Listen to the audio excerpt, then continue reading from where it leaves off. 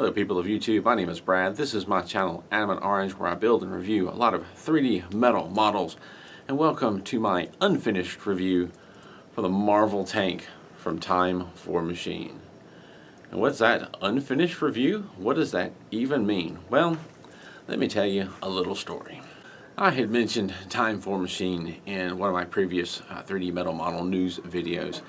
And before that time, I had heard a little bit about it. I'd seen them on Instagram. I'd followed Time for Machine on Instagram, and I was curious about their models because they were models that supposedly come from 3D metal sheets, and I was very curious to know more about it. But every time I checked their website, there wasn't anything for sale, and I just kind of let it go at that.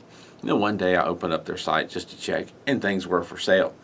There were things listed that you could purchase, so I looked more into it, and that's where I made my 3D metal model news video where I included those models, and I got very excited. I learned more about it. I knew that there were things that you could wind up and actually had motion to them, and I looked more into it, and I looked at the kit, and it's this wonderful kit that comes with gears and pieces and tools that you can put together, and it actually winds up and go. And I got very excited about the idea of making something that would actually function and wind up and do things. And thank you to Andrew, man on the screen, one of my Patreon supporters, for sending me this model for me to build. So a little while later, in the mail, the package arrived. I was very excited. I opened it up, and right off the bat, I kind of knew this was going to be a premium model, and I was not disappointed. I opened this thing up, and it's just really wonderfully done packaging, nice and stiff. You open it up, and inside is this manila envelope that has the sheets laid out in it, all protected from each other, protected from scratches, nice and organized. And under the manila envelope there's instructions as well, and those instructions are very detailed, kind of like Lego instructions. It's a booklet that you open up and thumb through, and it has everything laid out and how the parts come together. That was very excited. And underneath of all of that are a pair of pliers, a file for you to file the parts down with, a cleaning cloth, and several gears laid out, all gorgeous looking and specially packaged, and each item having their own spot in the box, all packaged into one neat container that came in the mail. It was just such premium packaging. It just really ramped up the excitement. This thing looks so well done, so well thought out and packaged and put together and ready to go. I even took out one of the sheets and took the time to measure the sheet and compare it to a Metal Earth model. The sheets in this Time for Machine model are so much thicker. The metal sheets for the Time for Machine model were 0.5 millimeters thick, whereas the Metal Earth model, I grabbed one of the models that I had recently built and measured the thickness of it. It was around 0.2, 0.25, so they're at least twice as thick as a Metal Earth model, so it's much thicker, much sturdier metal. She told me that bending this metal was going to be a very different experience. I start thumbing through the instructions and looking at the pieces. This is a very different thing. This thing has gears in it. It doesn't have as many tabs. It doesn't have as much detail on the outside. It's more artistic. It has a really nice look to it, but it's about something that works and something that machinery that comes together and actually functions. So it's a whole different thing. I had never before really considered, what if you could put gears inside of a Metal Earth model? What if you could put gears inside of one of these things and make it wind up and do a thing? I'd never even considered how that was a possibility before. And here I had in my hand a package that included just that: thicker metal and gears and a wind-up mechanism and spring. Forgot to mention there was a spring inside of the box as well. And all of this ready for me to put together. I could tell this was going to be a very different model than what I was accustomed to. After reading some of the warnings and whatnot in the very beginning of the assembly instructions, I set to work. I started twisting and pulling out the parts and gathering the gears together. Now this thing, the sheets are set up very different than a Metal Earth. The pages inside the parts don't have numbers. The sheets have numbers, but the parts don't. They basically show you which sheet at the top above the assembly section, because it's sections across the page, and at the very top it shows you whatever sheets the parts are coming off of, whether it be one sheet or two sheet, and it'll give you the number and it'll highlight the part. So you basically find that part on the sheet, twist it easily and break it off, file down the rough edges, and put the pieces together as shown in the instructions below. And you start off putting together gears. A couple of metal pieces with gears on the end, and instead of twisting tabs, you're pinching things together, pinching extra metal or tabs or whatnot squeezing them together to lock the gears into place. Strongly suggest you squeeze those as much as you can without breaking them to get those gears locked in nice and tight. And with the gears, again, there's no numbers on anything, but each one of the gears has a unique pattern on it, so it's easy to tell which gear is which in the instructions. It will show a painting or a drawing of the particular pattern on that gear, so you know which one to pick out. I did get a little mixed up at first, not realizing there were some gears, thinner gears, as part of the sheets, and thought that the only gears were the ones laid out in the bottom of the box. So I originally grabbed the wrong gear, but I could tell this wasn't going to fit. And I looked above at the metal sheet drawing, and the green part highlighted that was one of the gears, and straightened myself out. So it really isn't that hard to figure out. And then you get to page 6, where you're building sort of the transmission, where it has gears on each end. Now that one's a bit different. Those gears that on the end are supposed to actually spin. They don't lock into place. They have a piece that goes on top of them that bends over. So this is the first time I'm actually bending a tab over, and with it being such a thick metal, you really do need those tweezers, or not tweezers, but the pliers that come with the kit, to manipulate that metal. And it is a tough bend. I do strongly recommend that you bend those tabs over as tight as you can when you're putting that together to hold that gear straight. That is something that I did not do. I thought it would not quite be necessary, and later on I ended up fighting with that and having to tighten it down some more and running into some issues. We'll get to the issues here in a moment, but I suggest making sure that's tight. Now with me, I did have some issues. There's a lot of two parts that slide together to form the axles, if you will, for these gears, and I did have some issues with my model getting those parts slid together easily. They were very tight, and I had to work them in. There were a few times I tried to tap them on the table. I didn't go so well.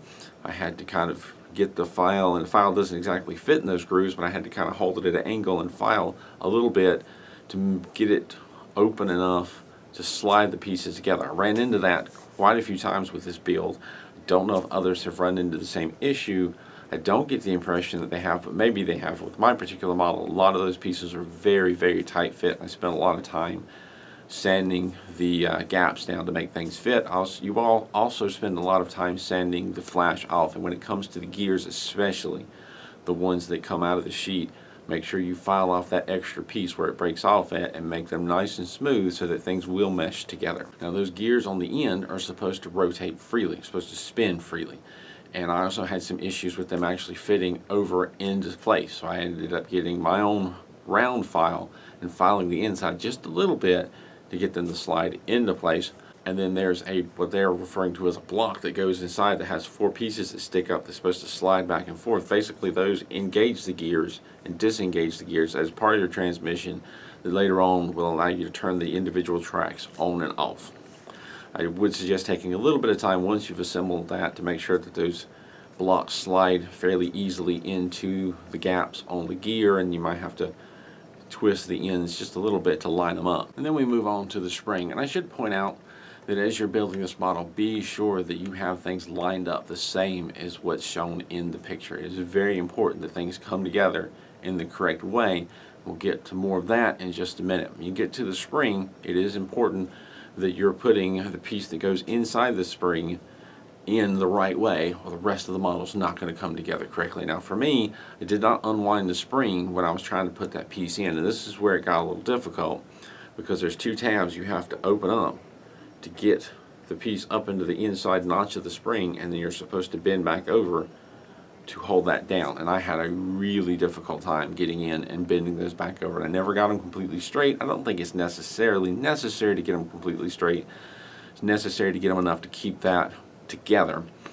It may have been easier had I opened up the spring, and I didn't do that, but I did spend a lot of time fighting with that small area, getting the pliers in there to bend those pieces back over so that they would hold things together. From here, you assemble the rest of the wind-up mechanism, and there is one part of the instructions that shows part of the coil on the inside of a piece and most of it on the outside, to make sure that where that goes in from inside to outside is lined up the right way, that you're holding all of those parts the same way that you do in the instructions. That's important, because when you get to the end of building that assembly, you will wind it up and basically wind the rest of the spring in, and that end piece clips over one particular pole in particular. And if you don't line things up the way it's in that picture, that piece may not clip onto the right area and you're going to have some trouble there. So pay attention to how things are oriented as you're assembling this model. Then it's on to assemble more gears. Be sure to do the first step on page 10 twice. There's actually 2 of those particular gears. And then you're on to some frame parts and the rear selector assembly. Page 12 has you assemble a cover piece. Page 13 starts the assembly for the clock-like speed control mechanism. Now this is the heart of the machine. I keep saying paying close attention to how you put things together, and this is one area that I messed up. The second step of page 14, I folded that main section inside out and didn't realize it until later and had to reverse what I was doing, and I did my best to carefully fold things back the other way, trying to maintain the same shape and bends. I wonder if maybe that's one of the areas that I went wrong in this build. More about that here in just a minute. The first part on page 14 I'll also note is the pendulum, and this part is meant to rock back and forth, and just carefully shaping those parts that connect to it as best you can to what is described is important. And after that, it's on to assembling the track pieces. This part is very repetitive but very simple. Bend a couple of pieces over, hook the next piece in, and then bend a couple of little pieces in to secure it. And you just do this over and over 40 some times per track or per side, and then roll it back around and connect it, making sure that everything moves freely, making adjustments if it doesn't. You may need to stretch it a little bit when you're done before you connect it to itself. Measure out to make sure that it's the right length. That's important. I would suggest using your own measurement tool or tape measure or whatever, rather than relying on the one printed in the booklet, because the booklet's not going to necessarily be accurate because of the binding. But you may have to, or most likely will have to, stretch things a little bit. I did end up consulting Disorderly Cone a little bit during this build because he was building his at the same time as mine. I believe he suggested that he had to add a link to his to get it to the right length. I did not for mine. I was able to stretch it to the right length. Page 21 shows putting together a few more gears and then the brake stop mechanism. And these parts are not going to stay in place when you add in the parts or the piece on page 22. I had to add the speed control assembly and secure it, and then add the other side, securing it a little at a time while working in the gears into their particular spots as I secured the rest of the side. And in the instructions, it kind of makes you look like you put the gears in there, you put the other on top. It's not going to work that way. Gravity is going to make things fall all over the place. You're going to want to kind of work things in a piece at a time, flex the metal a little bit, and get things situated. You're going to add another gear and the rear selector assembly, and this is a good time according to the instructions to kind of test the mechanism, make some adjustments. What's supposed to happen is there's an adjuster bar that you move back and forth, and it'll slow the mechanism down so that it kind of ticks and unwinds slowly, or speed it up so it just runs full blast.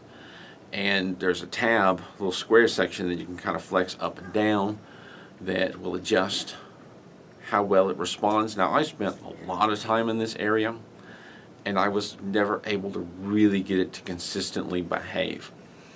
And this is where I really started to run into trouble. I made numerous adjustments over and over.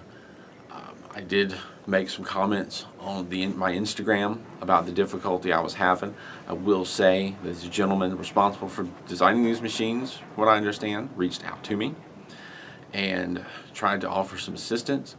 They ended up putting a video up of how to adjust and work with the clock spring or pendulum system to adjust it and get it to work correctly. I followed his steps and was just not able to make any headway.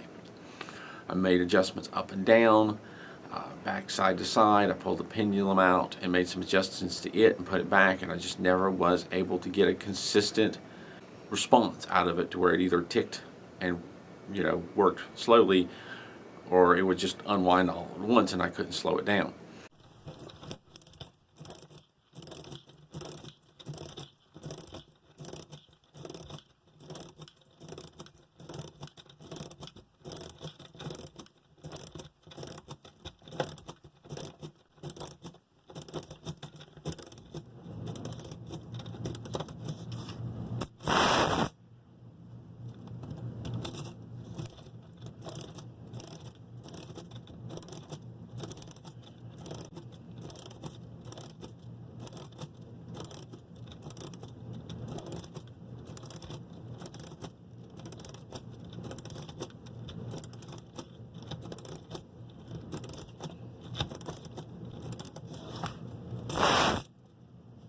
I fiddled with it, and I fiddled with it, and I fiddled with it, and I finally just got to the point where I'm going to go ahead and finish this, put the rest of this together, and go from there.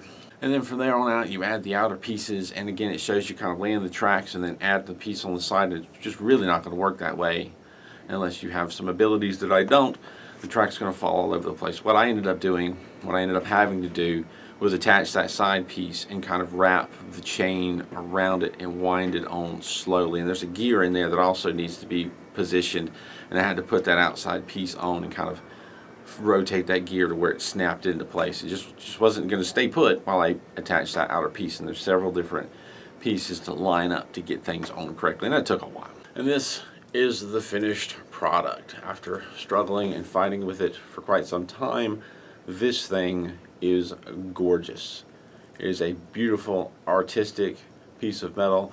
It could stand some more polishing. I have not cleaned it up, but it is just absolutely lovely to look at, and you can see the gears on the inside, and it's just absolutely wonderful. However, for me, that is where it ends.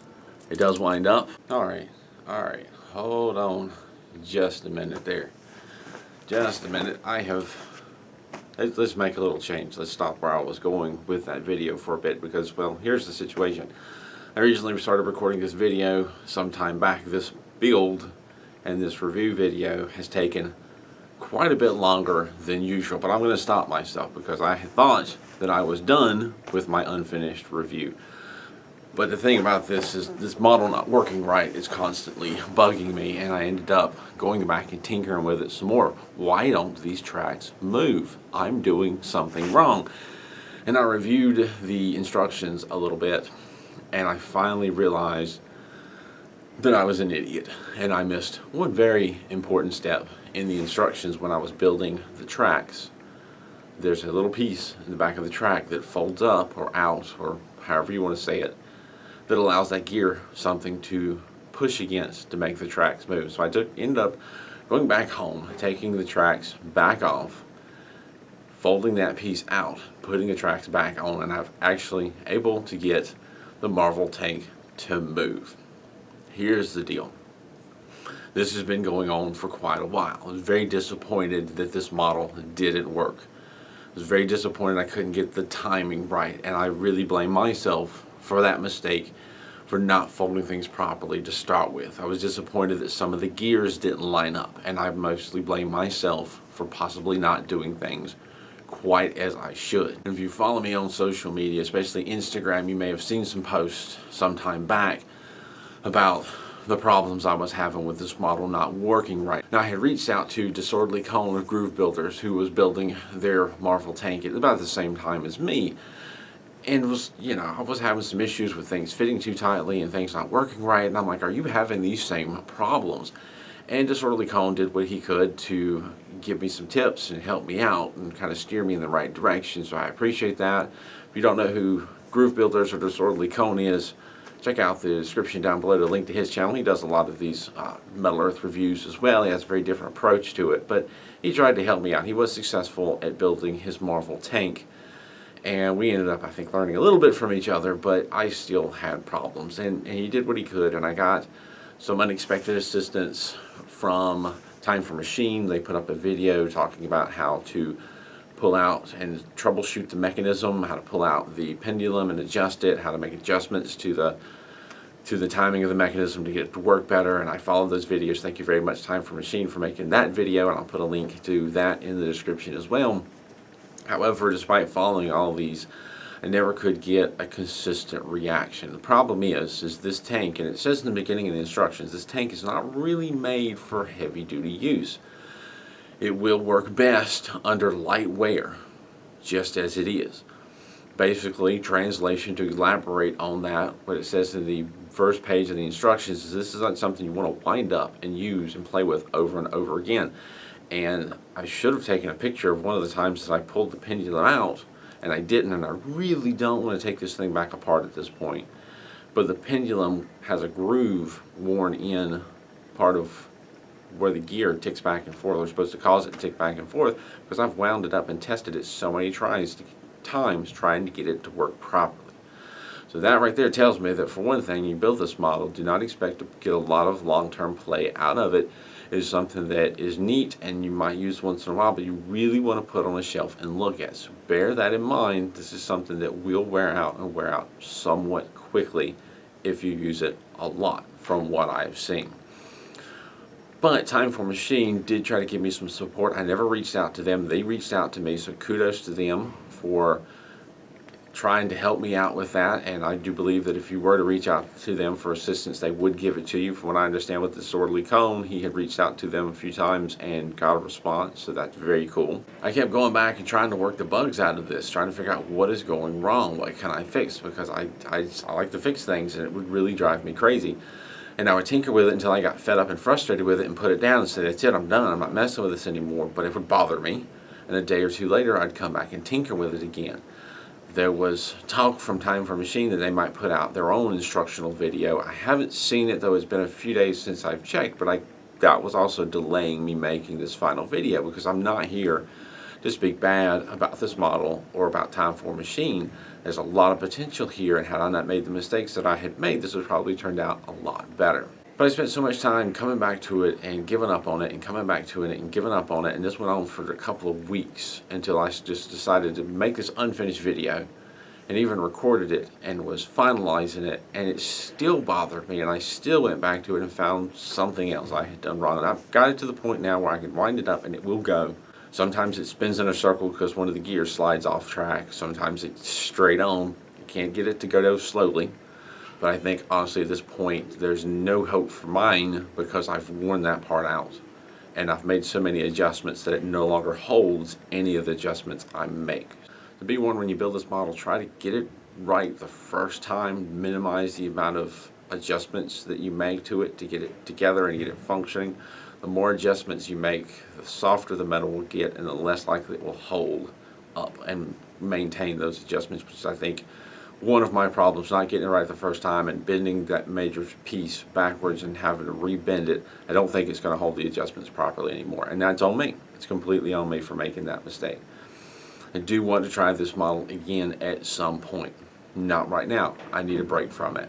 But it's been an interesting experience. It's been a little bit disappointing. Again, that's all on me. The end result of this model is just a beautiful and artistic piece. And it's not the kind of model you would expect from, say, Metal Earth or Peace Cool, where it's supposed to be a replica or an imitation of the real thing.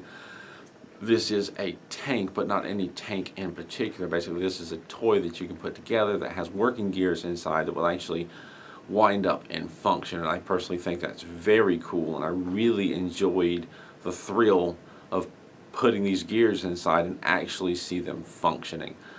I have a mechanical mind, and I like to tinker and work on things, and to be able to build something with my own hands that actually turns and connects, and to see the different connections and how they work and together to make the thing actually function was fascinating for me personally. Extremely fascinating. It was also equally disappointing when it did not work, and that I made the mistakes that I did. That's all on me, but it was still extremely fascinating. It still is to look inside this thing, because there's some flip-up pieces that you can look in. It's not completely enclosed. You can see what's inside. You can see the gears turning and connecting and moving each other, and it just fascinates me. Timepieces and gears and mechanical things just plain fascinated me, and this is the first time I've ever got a chance to lay my hands on something that I could really play with and understand and build myself with instructions. So it's very, very, very cool. And I say it's artistic because it's not really a replica of a specific tank. It doesn't have the turrets on top. It doesn't have the doors and hatches and markings that a tank would normally have. It's just a tank-like shape, and it has sort of an artistic, almost leaf design through the metal, sort of artistic flares and shapes, and just something to make it really cool looking, to definitely set it apart from a replica type model. It's an artistic model, I think. That's my opinion. Very awesome and very cool looking and very fun to build. And the fact that you can wind this thing up and actually have it move across the table and over small objects and humps and turn corners and whatnot just really adds to the coolness of it. It's awesome. It's very solid, very weighty, and very well put together and designed. Looks really great on the shelf and actually winds up and does a thing. It's just an awesome combination all the way around, and that's just the Marvel tank. Time for Machine has several other mechanical models that fall into a very similar category of artistic pieces that are good to look at, that I'm assuming are as hefty and weighty and solid as this particular model, and wind up and do things, and you get to put it together yourself, learn and experience the whole thing. It's really, really awesome. This video was originally going to end on a completely different note, and unfortunately I went back and found some of the mistakes and got it working. So, but you know, I've said this off and on before. If there's a mistake that's going to be made, I'm going to find it and I'm going to make it. And I think that's one of the main reasons I've continued to do these videos and make these models. If you notice, I make a mistake in just about every video. I'm a bit clumsy like that, but I keep going because by me making that mistake, I can help keep you away from that mistake, keep you, the viewer, watching this video. If there's something to be misunderstood, I'm going to misunderstand it, figure it out, and hopefully do it correctly, or at least tell you how to do it correctly. With that, this model isn't done. I finished this build, but I want to do it again. I want to take the lessons that I've learned from the mistakes that I've made, the mistakes that I'm trying to share with you, and at some point in the future, tackle this model again and try to do it correctly. So stay tuned. I'm not going to say when that's going to happen. I've got a lot of the models on the table, and I honestly need a break from this one. But at some point in the future, I hope to come back to this Marvel tank and possibly other Time for Machine models and give this tank another shot and other models a shot as well. I do want to thank Andrew on the screen for sending me this model. Once again, thank you very much. It was because of you that I was able to experience this build and make my mistakes, and we'll hopefully do it again someday. But thank you for sending me this model and giving me a chance to build it. I really appreciate it. It has been a real adventure that I could go on and on about for hours on end, and no one really wants to hear all that. I do also want to thank my Patreon supporters for supporting me in this venture, giving me the financial freedom to continue to build these models and bring you the reviews and the builds and the news videos. Thank you very much. If you do enjoy these build videos, consider becoming a Patreon supporter. There's a link in the description down below, and of course there will be one at the very end of this video. As always, thank you for watching, and keep on keeping on.